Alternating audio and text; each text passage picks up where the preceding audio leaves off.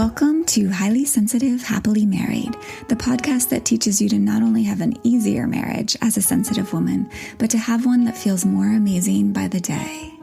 Where you'll hear relatable stories, love advice that works, and coaching on how to have a marriage where feeling upset and disconnected is a thing of the past, and where instead a sense of loving connection and even fun and lightness is the norm. I'm Hannah Brooks, highly sensitive person, love expert, and marriage coach, and I'm so happy to be on this journey with you. Welcome, my friends, to a very super special episode for multiple reasons. The first reason is this is the 100th episode. Can you believe it? We've been together for 100 episodes. And we are celebrating that today with a very special guest, my most wonderful husband, Will. Hello. You're welcome, my dear. Excited to be here. Before we dive into our topic, which is kind of a smorgasbord of what it takes to have a marriage that we just love for the long haul. Before we dive into all sorts of things about that and how my husband and I have that and keep that and maintain that, I want to celebrate you, my listeners, and thank you for listening, for all of these episodes, for being here with me, and for really being what I think of as a hero in the world. All of you who are listening, who have been here with me, are truly my heroes because you are love warriors. You are making a difference by listening, by showing up, and you're making a difference in the world by taking this time and putting what you learn here into your relationship. And I could go on and on, but I just want to thank you. I have so much gratitude to you, for all of this. And I would love, if you're up for it, to invite you to celebrate with me this 100th episode by leaving a review for this podcast. If you haven't done so yet, that would mean the world to me, and it would mean the world to the women out there who haven't found this podcast yet, but would be so, it would make such a difference in their lives. And when you leave a review, it helps this podcast actually reach more women like you. So celebrate with me by doing me that immense favor, and all these women out there wanting to hear all that I have to offer on this podcast, but just need that little nudge from you to help them be able to get access to this podcast. All right, with no further ado, hello, my love. Hi. How are you this morning? I'm doing pretty well. How are you? You know I'm good. Yes, you're looking at my big smiling face right now. Where do we start? Well, I have some questions and topics to dive into. So the first thing I thought might be interesting to touch on is, if we're talking about how to have really a thriving marriage for the long haul, one of the things that's become so clear in my work over the years and is illustrated by our relationship, or I think of our relationship kind of as a lab sometimes, meaning like a place of discovery, right, where I learn a lot about how to help my clients even better and better. And really kind of one of the questions I think that we keep alive between us in our marriage, or that we explore together, is how to stay enchanted with each other in our marriage. And I've talked about that. I like to think about that as being re-enchanted, or being what I call real-enchanted, meaning kind of enchanted with the real human that you are. Yeah. Right? And not just like, I think there definitely are phases in relationships, and in the beginning it's like there's oftentimes this like, oh, I like think you're so amazing, kind of an infatuation phase, and I certainly remember that with us. And then there's this phase a lot of times that a lot of people end up getting stuck in, which is disenchantment, right? Where we start to see the flaws and the imperfections, and those start to be like almost more obvious than the beauty in the other person. Yeah. Right? We start to see that. And I think, and that's where like things just get hard a lot of times in that phase, or dull, or there's just a lack of enchantment, right? And the work to have a marriage that is thriving for the long haul is to continue to, or to get re-enchanted with the real human that we each are. Right? And to stay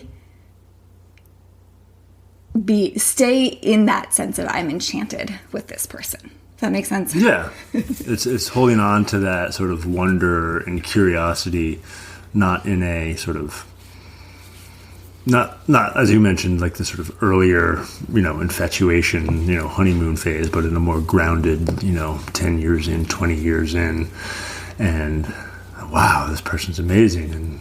But, also realizing the reality, that you are life partners and, managing a family and jobs and all that stuff. And it's not just out dating and having fun, but managing to keep that fun and curiosity and wonder alive.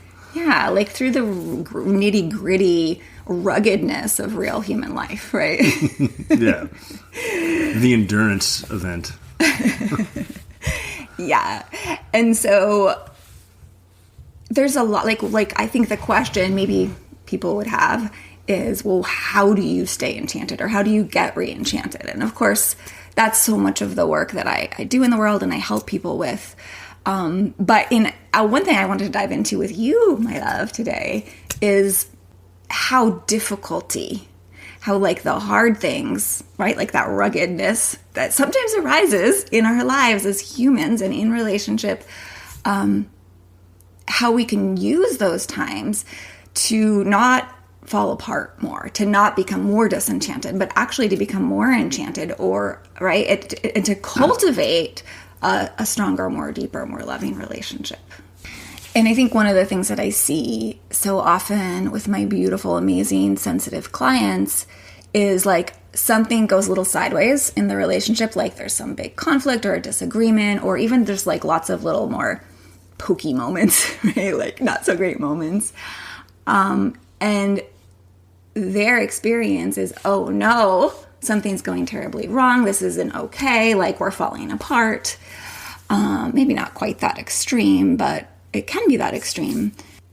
Instead of letting those times, like I just said, actually create more strength and more depth of connection, and more love. So we had, I just thought it would be useful for us to talk about a little bit about how this summer we had kind of a moment that went sideways. I already talked about it on the podcast, but I thought maybe you and I talking about it together would be illuminating for people. And I guess I'd just love to hear, a little bit about how that time, and I would say that was a couple weeks particularly that were hard between us, like how that time actually fortified things for us and how you navigated that for yourself. And I'll talk about it for myself too, sort of that moment of difficulty in order to, grow our relationship instead of shrink it. Yeah. I feel like we came out through that experience for the better.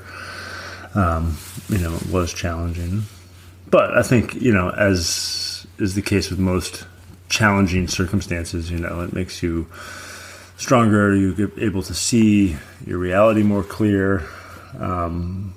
Just the nature of sort of cutting away some of the sort of superficial fluff of who you are, how you respond to certain actions or events.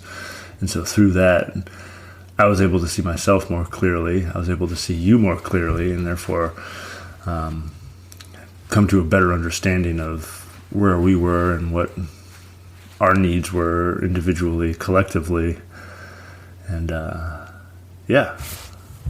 So, yeah, let's give them a little bit more detail so that it makes sense to them what we're even talking about. So it was this summer. We'd had a pretty busy... I already talked about this on... if you want to hear more about it, I actually dove into this on episode, I think maybe 97. It's about non-negotiable wants. But we had this very busy full summer, and I think both of us, our nervous systems were already kind of overloaded from how much was going on and just maybe not de-stressing enough. and then, you want to share? Well, yeah, and then in the midst of all that, my father passed away, which obviously adds a layer of challenging emotions on my end. A big layer. Yeah, a big layer that, in terms of I'd never gone through that experience before and was processing and feeling and grieving and feeling that I needed particular, I don't know if escape was the word, but space, in addition to all the other sort of world opening up adventures that we sort of had on our calendar in terms of adventures as a family, adventures with our son, he and I were doing, and my own personal sort of getting out into the wilderness and sort of communing with the quiet nature and spirit and all that. Well, there was a lot of because it felt sort of like, ooh, the pandemic's done, kind of, right? There was a sense of ooh, there's so much that we can do now, right? At least that was part of your experience. Yeah, that was very much my thing. It's I'm so enthusiastic, I want to do all the things. Yeah. And I was I feel stressed. Yeah. I feel really stressed. Yeah, and then part of my logic was that, I'm going to take our son and we're going to go to this music festival and you're going to have a nice quiet weekend by yourself, and not realizing that, that was, even if you did have quiet times at home by yourself, it was also creating a level of stress because we were down in Massachusetts at a large music festival. I was worried. Yeah, so... there was a lot going on. There were some miscommunications and misunderstandings about, me assuming that you wanted or needed this particular thing, that would be granted by me doing this other thing. Yeah, I think ultimately what was going on there was some misunderstandings. Not necessarily about the other person. I think that was also happening for sure, but about our own selves. And specifically, at least I want to speak for myself, my misunderstanding was what was a want and what was a need, like I talked about on that last podcast. And I think both of us were kind of steamrolling each other because we were trying to steamroll for our needs, at least what we were thinking of as needs, but they were actually wants. Yeah, totally. I think I agree with that. Yeah, I was sort of wanting to do all these things and thinking you needed them. Yeah, whereas it wasn't necessarily the particular activity that I needed. It was more sort of a feeling of freedom or adventure or space. Or peace. Or peace, yeah. Sort of particular circumstances, sort of either one or all of those at the same time. Yeah. Well, you thought the circumstance was what would create that, or the going away is what would create that. Totally, yeah. And so you were really adamant about doing them, whereas for me it was the opposite. It was I thought my need was for you to be home so that I could feel peace. Yeah. But really that was a want. What I needed also was peace. Yeah. Right? So I think we were both almost wanting a very similar thing, or needing a very similar thing emotionally, which was peace or freedom or kind of, right? Yeah. And we were both you need to do this for me to feel this way, or I need to have this so I can feel this way. Yeah. Right? And so this is where so many conflicts come from in relationship, is this confused sense of where our needs get met, right? Yeah. and like the strategy to get our needs met, like I think the summer was such a beautiful illustration of this, uncomfortable as it was, like, that we just were having these confused strategies to get our needs met. Yeah. And we were thinking it had to do with the other person kind of letting us, or like giving us that thing, or giving us permission to have that exactly. thing. That's what I was just thinking, was the permission of like, ooh, I have a need, and will it be granted? Right. Totally. So then how do you think you use this difficult time as an opportunity, or this misunderstanding, right? This difficult conflict as an opportunity to actually kind of strengthen our relationship and stay kind of, or grow that enchantment with each other? Yeah. Well, I think at sort of, if there was to sort of be a peak, or sort of like cumulative, like this is the sort of moment of like, the summit of our challenging summer. I think at that point and then beyond, I really sort of came to realize that, it wasn't the particular actions. It was more just sort of seeking a feeling. And also, that there was many ways to achieve that it wasn't, sort of ramrodding my desires through at the expense of a harmonious sort of compromise with you. As I said earlier, I think that the sort of the clarity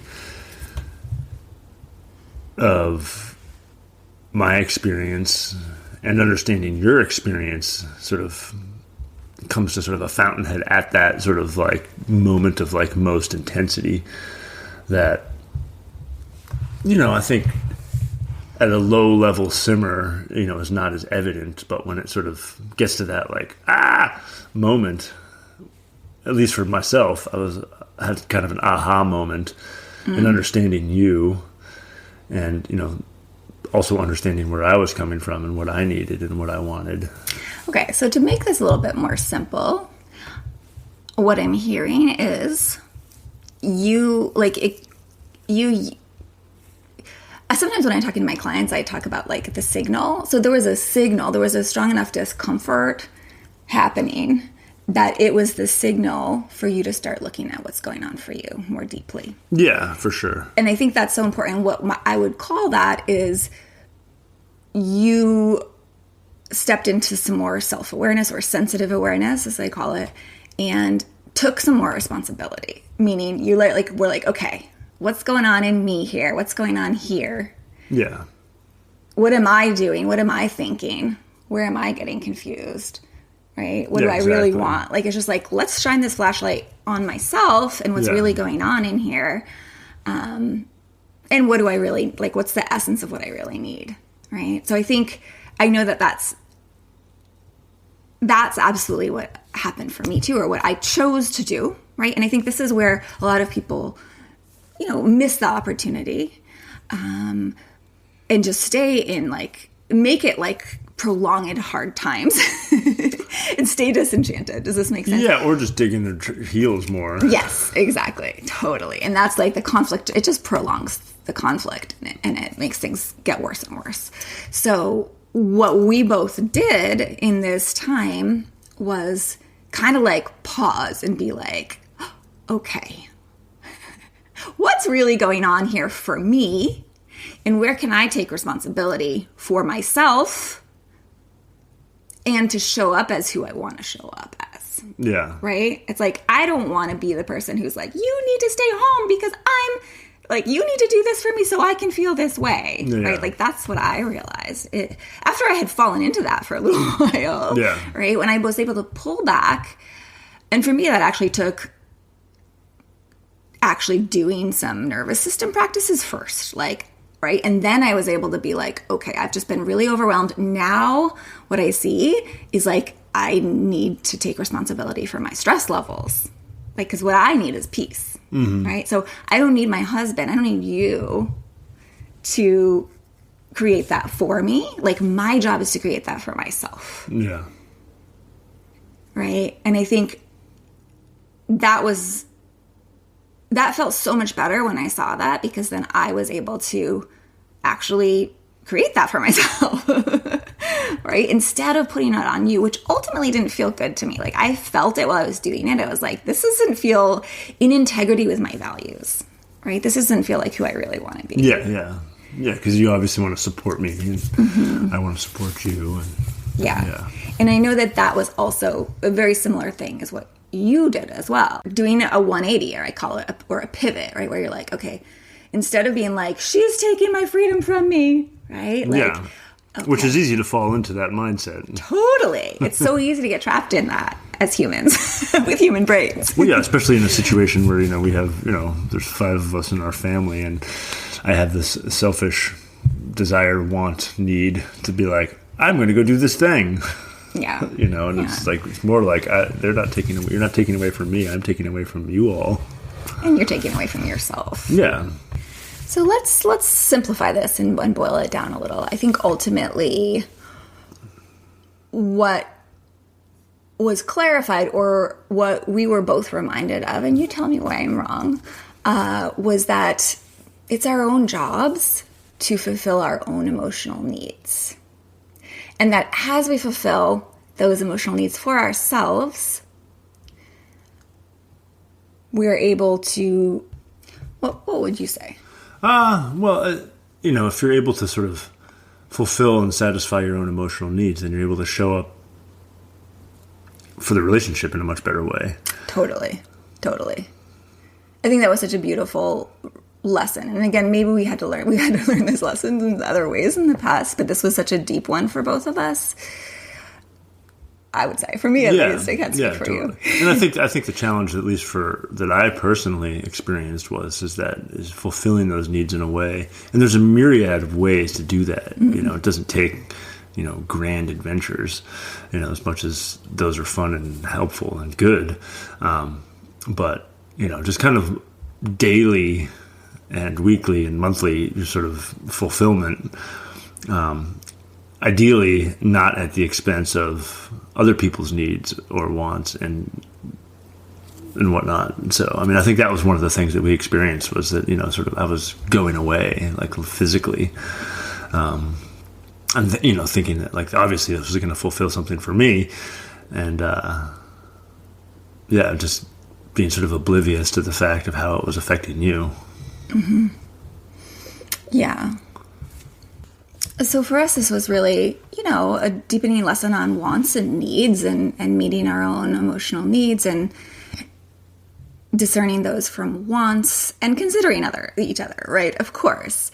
But I think what I want to kind of loop back around to is how important for a sustainable love, right? For a love that doesn't just fade away, but actually gets deeper over time, is to make room for these difficult times, right? And then to be able to guide oneself through these difficult times, instead of trying to guide the other person, like get the other person to do a certain thing in these difficult times, right? The trick is to do that 180 and see what one can support oneself with. Yeah, for sure. And so often that's about, in these hard moments, it's like choosing to take more responsibility for oneself, right? And choosing to be who you most want to be, choosing to step into your own values, choosing to kind of get resourced into your own inner wisdom.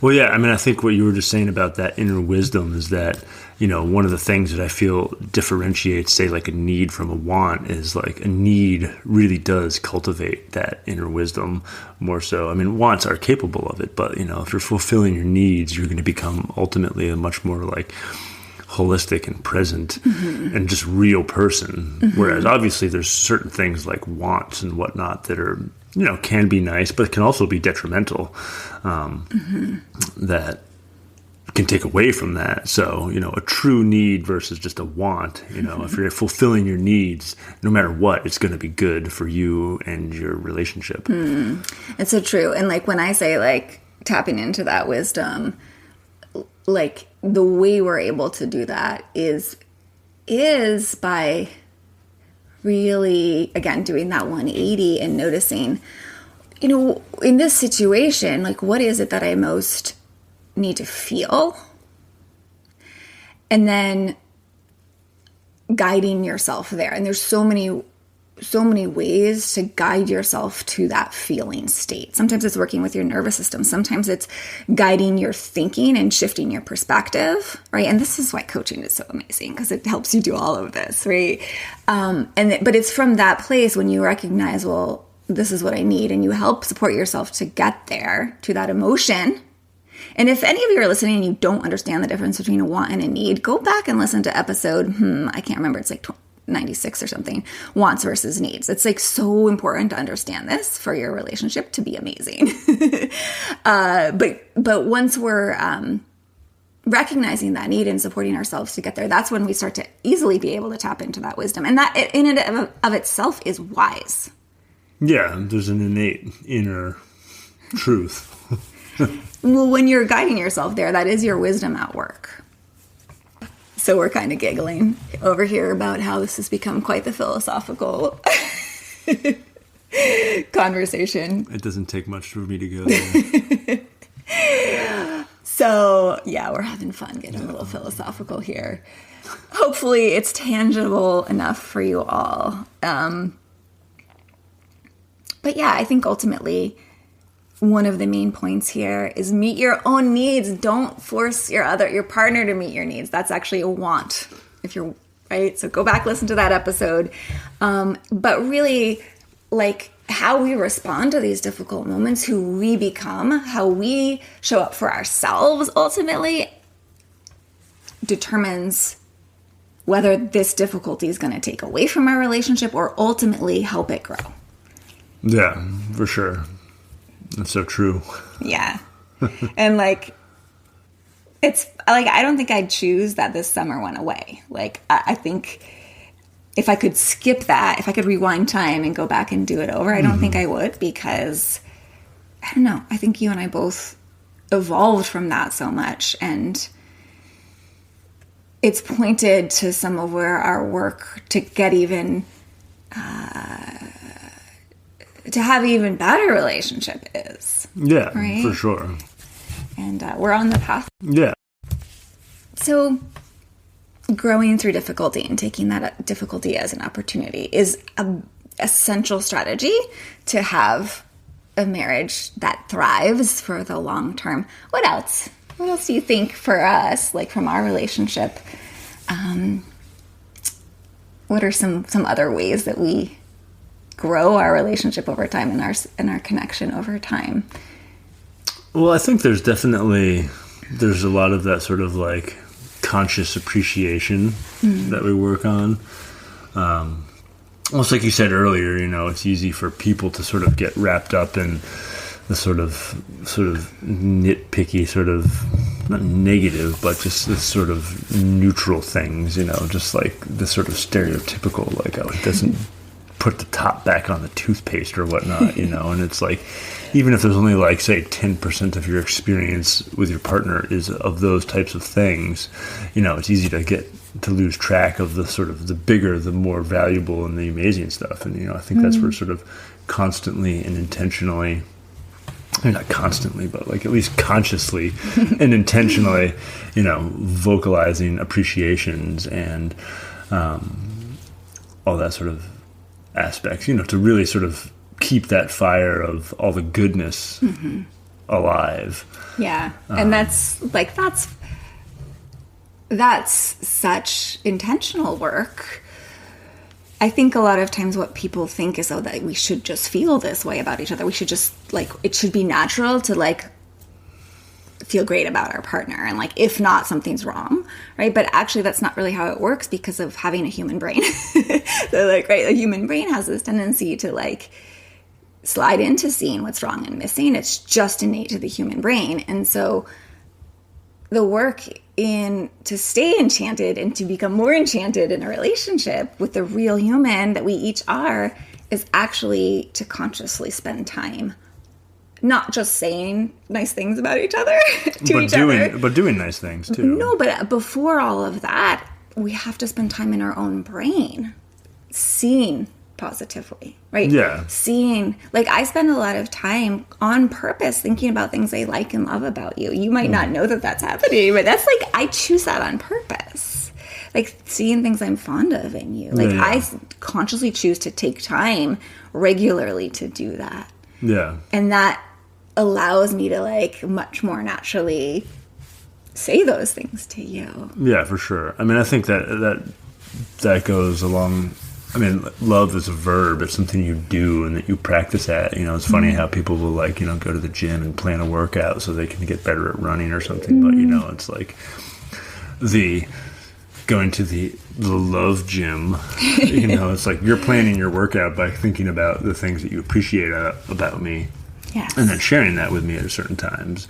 I mean, I think that's sort of first and foremost, is that we realize that love is something you do and something that you can get better at. Yeah. And it's not this, like, static sort of ethereal, like, abstract thing that just, like, floats down out of the heavens and touches you on the shoulders, and then you have it or you don't have it. Yeah.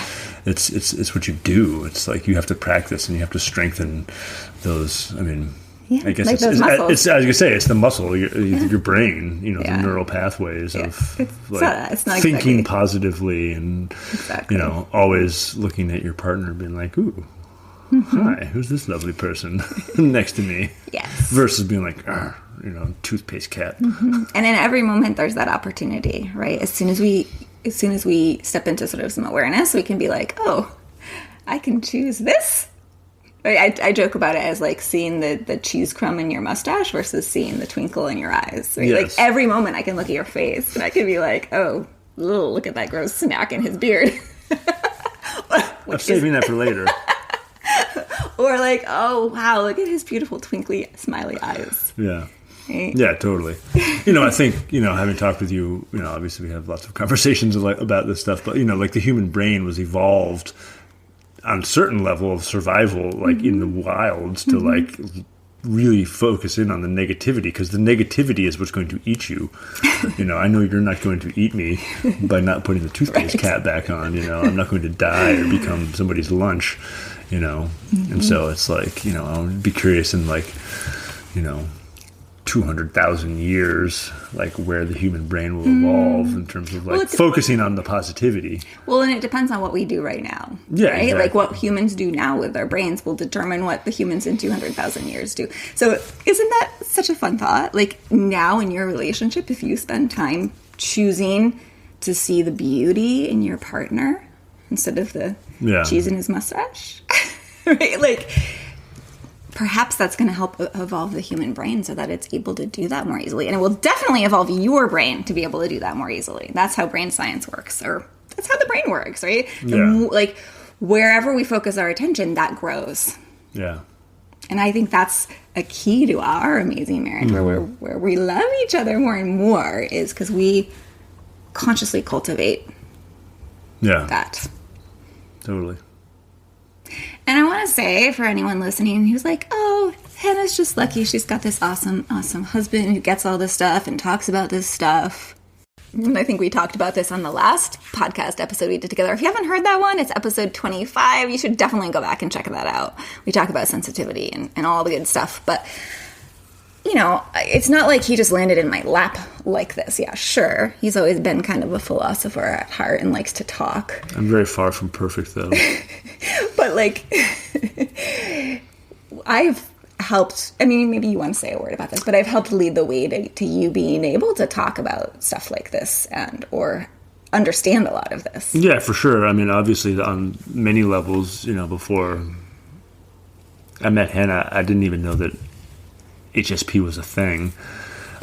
And my awareness of just relationship sort of intentionality and how the brain works, as I said, my understanding of that has grown tenfold, you know, since we've been together. And there's still a lot to learn and a lot to grow, but it's been impressive, and I'm very grateful that Hannah has shown me the light and shown the light on some of the sort of darker crevices of, my reality that I sort of just assumed were good. I think like my ways of communicating and, specifically that for sure has been big. But there's a lot more too.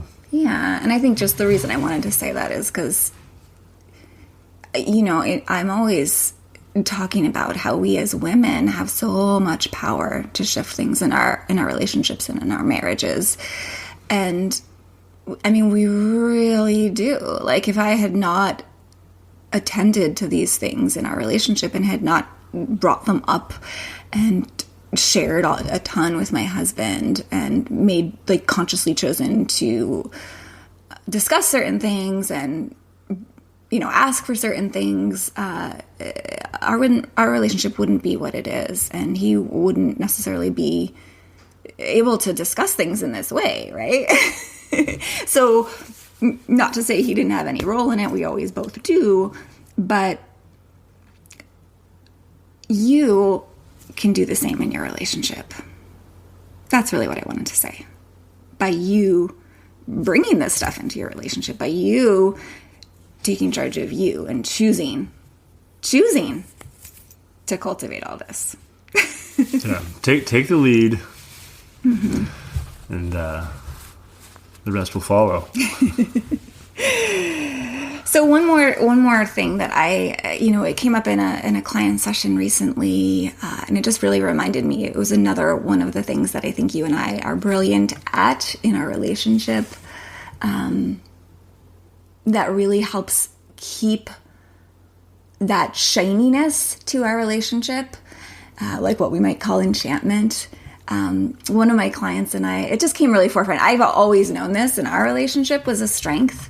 But it was an interesting conversation with a client who, she'd been with her partner for 20 years and, they had the new blush of love early on, yay, excitement. And then there was like, oftentimes in those earlier years, there's like, oh, we're getting married and it's so exciting. And then it's like, oh, we're having a kid and that's so exciting. Like there's all these, and like, oh, we're building a house, or we're not building a house. Like that's what I did.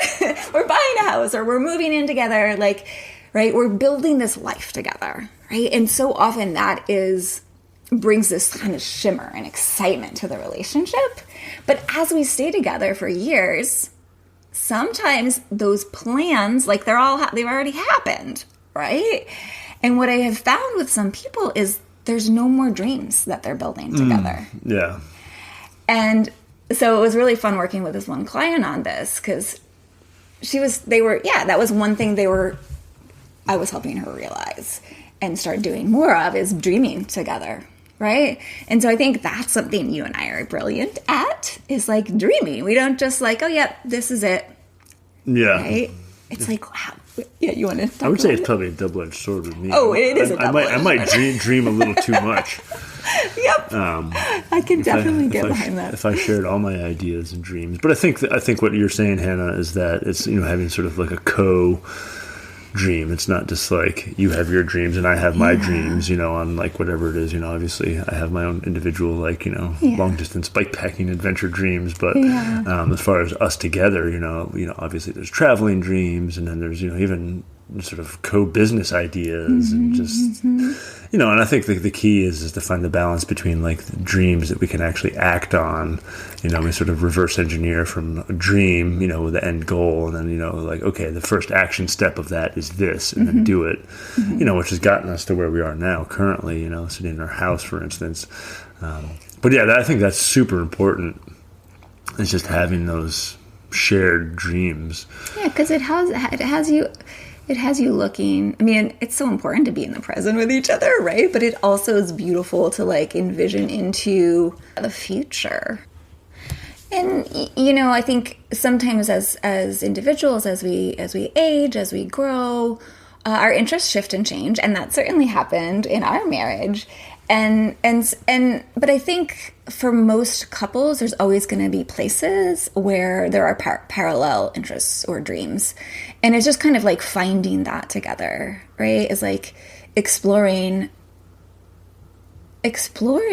where your dreams overlap, right? And sometimes that can take, some time and some conversation. And that's fun. Like, it's like a re-getting to know each other. So if you ever are like, oh, well, I don't know that we have dreams in common, it's like, well, spend some time really, truly exploring that. And then there's even like, here's a dream that we have together that I would never have had without my husband, which is bike packing through like Britain. I actually think that sounds really fun. Whereas like a couple years ago, I would not have thought that would be a dream of mine at all. But he's so into biking, and he just got me kind of excited about it. So we can grow dreams together. Mm-hmm.